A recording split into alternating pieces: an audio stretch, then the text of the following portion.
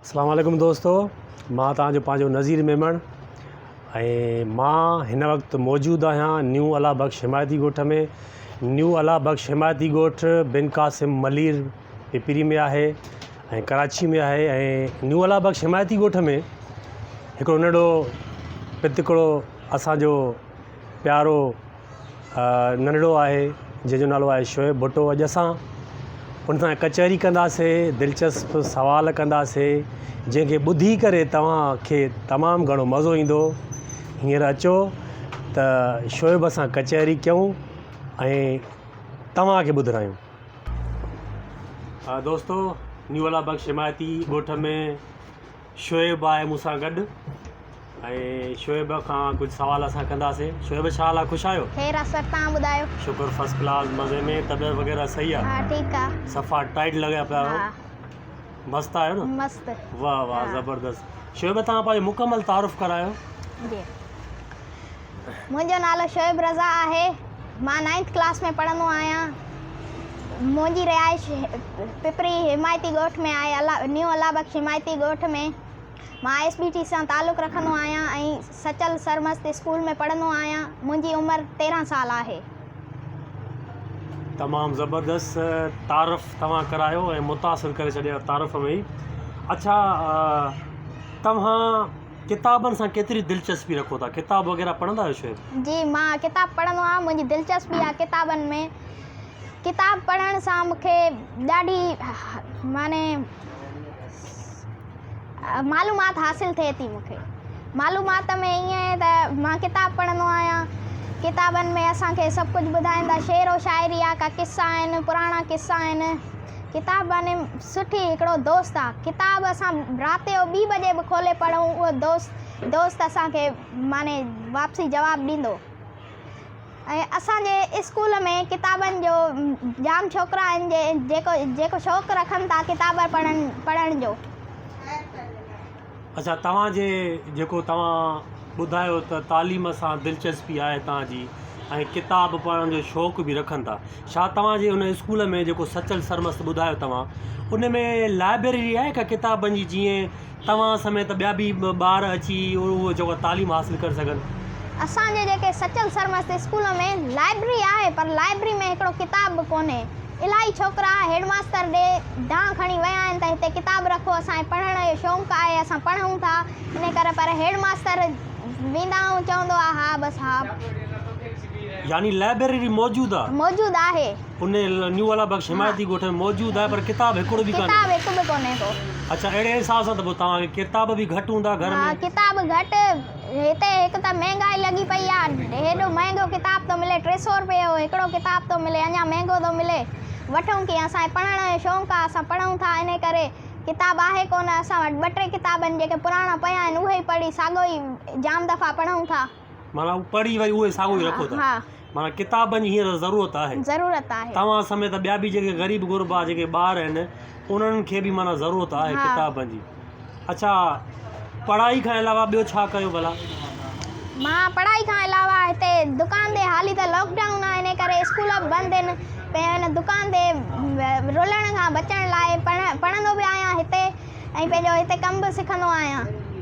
अच्छा, हा, तमामु ज़बरदस्त। भला कमु जेको तव्हां कयो था, हींअर त लॉकडाउन आहे, तव्हां ॿुधायो त लॉकडाउन आहे, दुकान ते कहिड़े टाइम अचो था ऐं कहिड़े टाइम वञो था? छा छा सिखियो आहे दुकान मां? दुकान ते मां सुबुह जो उथंदो आहियां, पढ़ंदो आहियां थोरो, पोइ वरी ट्यूशन वेंदो आहियां, ट्यूशन खां मोटी अची हिते दुकान ते ईंदो आहियां, दुकान ते ईंदो आहियां, थोरो कमु वमु बोर्ड वोर्ड ठाहींदो आहियां, पोइ वरी घर वेंदो आहियां, मानी खाई वरी मोटी ईंदो आहियां, वरी हिते किताब खणी ईंदो आहियां, हिते पढ़ंदो आहियां ऐं पंहिंजो हिते कमु सिखंदो आहियां, बोर्ड ठाहींदो आहियां, पखो चेक कंदा आहियूं, ठाहींदा आहियूं पखो।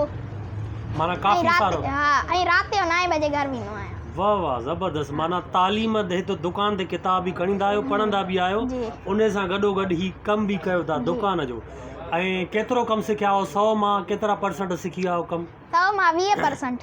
अच्छा, हींअर माना इन थिया हो दुकान में, सम्झो जी। केतिरा ॾींहं थिया आहिनि? 1.5 महीनो थियण वारो आहे। 1.5 महीनो थियण वारो आहे ऐं 20% तव्हां कमु सिखी विया हा। आहियो। वाह वाह ज़बरदस्त, माना दिलचस्पी बि आहे, हा। तालीम में बि दिलचस्पी आहे, हुनर में बि दिलचस्पी आहे। जी। तमामु सुठी ॻाल्हि आहे, ज़बरदस्त। भला किताब पढ़ण जो शौक़ु कीअं तव्हांखे जाॻियो? तव्हांजो को वॾो आहे इन सां वाबस्तु आहे या तव्हां पाण दिलचस्पी तव्हांजी पैदा थी?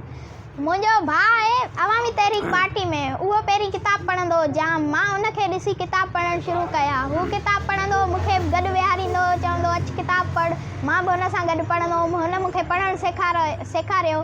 पोइ मुंहिंजी बि दिलचस्पी वधंदी वई, मां किताब पढ़ंदो रहियसि, पोइ पढ़ंदो रहियसि, पोइ किताबनि सां मुंहिंजी दिलचस्पी थी वई। तमामु ज़बरदस्त।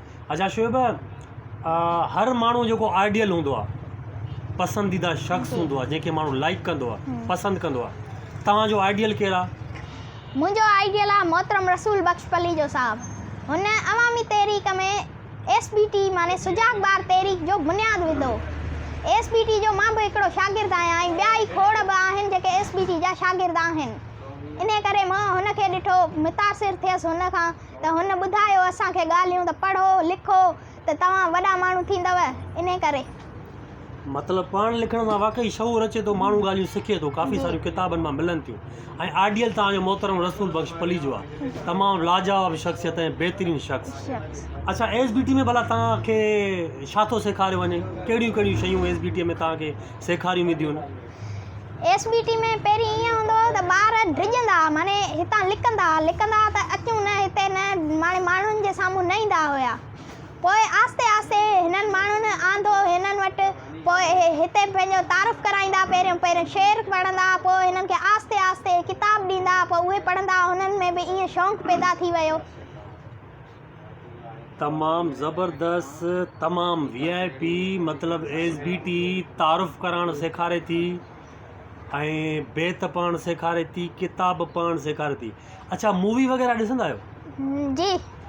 मूवीअ में को कैरेक्टर अहिड़ो हुजे, किरदारु अहिड़ो हुजे जेको तव्हांखे यादि हुजे? हींअर माना हिकिड़ो ॿुधायो असांजे दोस्तनि खे त मोटिवेशनल का वीडियो हुजे, का मूवी हुजे जेकी तव्हां ॾिठी हुजे, को डायलॉग हुजे? अच्छा यादि न आहे, हलो ठीकु। अच्छा हीअ जेके दोस्त तव्हांखे हींअर ॾिसनि था, उन्हनि जे लाइ को पैगाम, को न्यापो? इन्हनि खे मां इहो पैगाम ॾींदसि त जेके मूंखे ॾिसनि था दोस्त, उहे पढ़नि लिखनि, वॾा थींदा, माने वॾा माण्हू थींदा, पढ़ी लिखी वॾा थींदा, पंहिंजो हिननि खे शौक़ु थींदो पढ़ण जो, पढ़ंदा लिखंदा, पोइ हे वॾा माण्हू थींदा। तमामु ज़बरदस्त। दोस्तो हींअर असांजो जेको महिमान हुयो शोएब भुट्टो, उन सां हाल अहवालु कयोसीं, गपशप कईसीं, तव्हां ॿुधी। ऐं वाक़ई जंहिं माण्हूअ वटि तरबियत नाहे, तालीम नाहे, उहो अंधो आहे। तालीम सां गॾु तरबियत बि तमामु ज़रूरी आहे, किताब पढ़ण बि तमामु ज़रूरी आहे। जेसिताईं असां किताब न पढ़ंदासीं, असांजे ज़बान ते एतिरी रवानगी न ईंदी, असांखे ॼाण न हूंदी, कंहिंजे आॾो असां एतिरो ॻाल्हाए न सघंदासीं। ही शोएब जी जेकी अॼोकी गपशप आहे, उन मां असांखे मालूम थियो। ऐं शोएब इहो बि ॿुधायो त मुंहिंजी किताबनि सां दिलचस्पी आहे, मां पढ़ां थो, तॾहिं त हिन में एतिरी रवानगी आहे, एतिरे नंढे पितिकड़े जे ज़बान में, त तॾहिं त एतिरी रवानगी आहे। सो किताबनि सां दिलचस्पी जंहिं बि इंसान जी आहे, उहो लाजवाब आहे। अचो त किताबनि सां मोहबत कयूं, किताब पढ़ूं, जर्नल नॉलेज हासिलु कयूं, ऐं उहा तालीम जेकी असां पढ़ंदासीं किताबनि जे ज़रिए, उहा ई असांखे लाजवाब इंसान करे सघे थी, शख़्स खां शख़्सियत करे सघे थी।